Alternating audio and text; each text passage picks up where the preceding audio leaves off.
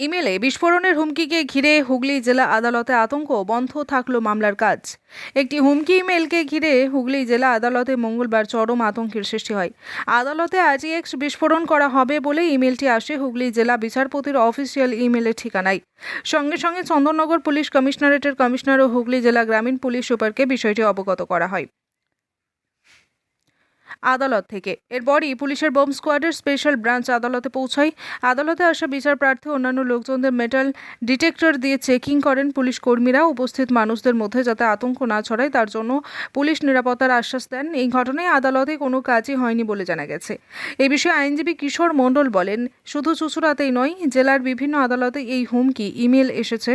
আমার অনুমান, এসআইআর নিয়ে সুপ্রিম কোর্ট বিভিন্ন জেলা আদালতের বিচারকদের বিচার করার যে আদেশ দিয়েছেন তাতে কোনো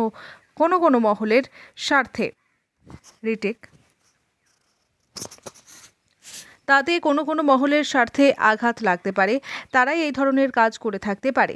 এ প্রসঙ্গে চন্দননগর পুলিশ কমিশনারেটের কমিশনার কোটেশ্বর রাও জানান, ইমেল আসার সঙ্গে সঙ্গে আমরা প্রয়োজনীয় ব্যবস্থা গ্রহণ করি।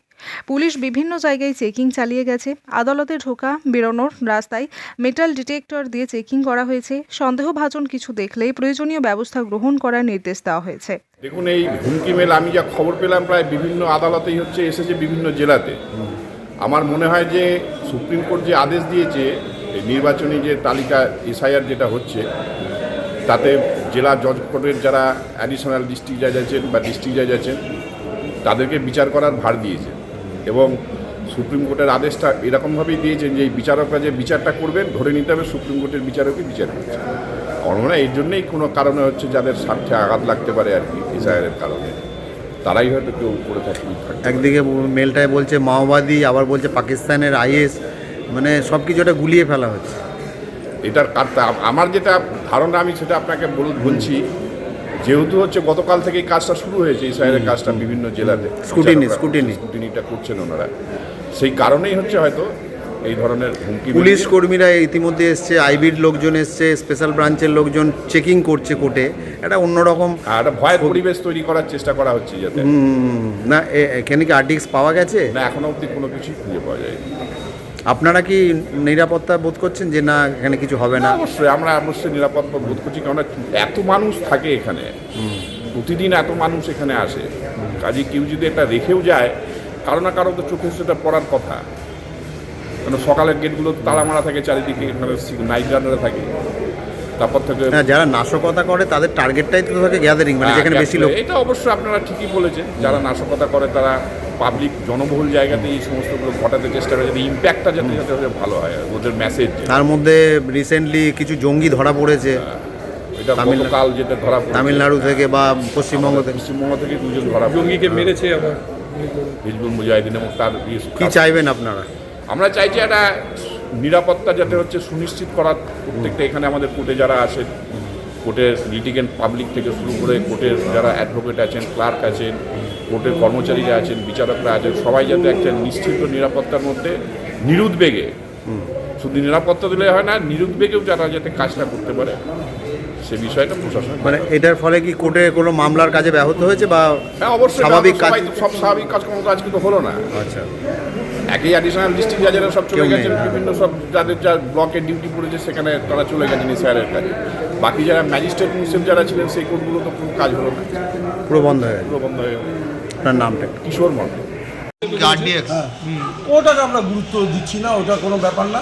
কোর্টে আমরা যারা আছি আমরা সুন্দর নিরাপত্তার মধ্যেই থাকি এবং ভবিষ্যতে থাকবো আশা করি, কারণ আমাদের এখানে সেইভাবে কিছু নেই। কিন্তু এটা আমার মনে হচ্ছে যে এসআই সংক্রান্ত ব্যাপারে জজ সাহেবদের যেহেতু টেনে নিয়েছে, সেহেতু এসআইটাকে গোলমাল করে দেওয়ার জন্যই এটা হচ্ছে। এই হুমকিটা আসছে এসআইকে গোলমাল করে দেওয়ার জন্য।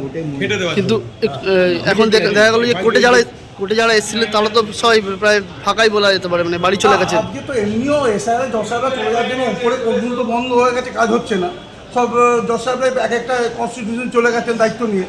এবং কালকে থেকেই আমাদের কাজ খুব একটা বেশি হচ্ছে না, লোয়ার কোর্টে কাজগুলো হচ্ছে। কিন্তু লোয়ার কোর্টে এই মেলটা আসার পর থেকে সাহেবরাই নিরাপত্তার কারণে সবাইকে বলেন ব্যাগ নিয়ে ঢোকা যাবে না, কোর্টের বাইরে বেরিয়ে দাঁড়াবে। পুলিশের থেকে কি ভূমিকা দেখা গেল? তারা কি? পুলিশের যথেষ্ট ভূমিকা আমি দেখতে পাচ্ছি। পুলিশের সকালবেলায় মেল পাওয়ার পরে সিজিএম সাহেব আমাদের সাথে যেটা কথা হলো, আমার ইউনিয়নের সাথে কথা হলো, সিজিএম সাহেব মেল করেছেন, সিপিকে জানিয়েছেন, এসপিকে জানিয়েছেন, সবার সাথে চুচুড়া থানা থেকে ফোর্স এসছে, পুলিশ লাইন থেকে ফোর্স এসছে, তারা ভোট বারান্দাটাকে দেখছেন নিরাপত্তার কারণে। কাজ তো বন্ধ হয়ে গেছে। না, আমাদের কাজ লোয়ার কোর্টে কাজ চলছে, উপরে কোর্ট তো এমনি এসআর জন্য বন্ধ আছে। হ্যাঁ। এসআর কাজ কে করবে? জজ সাহেব করবেন। এসআইয়ের কাজগুলো তো বন্ধ আছে। না না, এসআর কাজ তো যেটার মতো এখানকার জজ সাহেবদের যেমন কি এক একটা কনস্টিটিউশনে এক একজন জজ সাহেবকে দিয়েছে, যেমন আমাদের চুচড়ো কনস্টিটিউশনের দায়িত্ব আছেন ডিস্ট্রিক্ট জাজ, তেমনি পক্সো কোর্ট আছেন চন্দ্রনগর কোর্টের দায়িত্বে, আমাদের এখানে ফার্স্ট ট্র্যাক কোর্ট আছেন আরামবাগ কোর্টের দায়িত্বে, এরকম ভাগ করে দেওয়া হচ্ছে। চন্দ্রনগরে একজন আছে, থার্ড এরিয়াতে মনে হয় চন্দ্রনগরে। তাহলে এই যে হুমকি মেলটা পাঠিয়ে কাদের সুবিধা হবে বলে মনে হচ্ছে? আমার সেটা আমি বলতে পারবো না, সেই ব্যাপারে আমি কোনো কথা বলছি না। তবে যে যাই করুক না কেন, এটা এর উড়ো জিনিস, এটাকে আমরা গুরুত্ব দিচ্ছি না। আমরা যারা ওটা দীর্ঘদিন ধরে এসআইআর এর তো বিরোধিতা করছিল তৃণমূল কংগ্রেস, তাহলে কি এই না না, এসআর কখনোই বিরোধিতা তৃণমূল কংগ্রেস করেনি, এটা বলবো না। তবে আমি যেহেতু কোটবান্ধা আছি, আমি কোনো পলিটিক্যাল কোনো ইয়ের মধ্যে ঢুকবো না। আমার ইউনিয়ন যে নন পলিটিক্যাল, আমি পশ্চিমবঙ্গ লোকাল অ্যাসোসিয়েশনের রাজ্য কমিটির মেম্বার আছি। কি নাম আপনার? আমি আমার যেহেতু কোটবান্ধা যখন আছে, আমি কোনো পলিটিক্যাল কথাবার্তা জানবো না, ঢুকবো না। আপনার নাম? আমার নাম অরূপ দাস, আমি পশ্চিমবঙ্গ লোকাল অ্যাসোসিয়েশনের রাজ্য কমিটির সদস্য। হুগলি থেকে আব্দুল গফ্ফরের রিপোর্ট, নতুন পেগাম।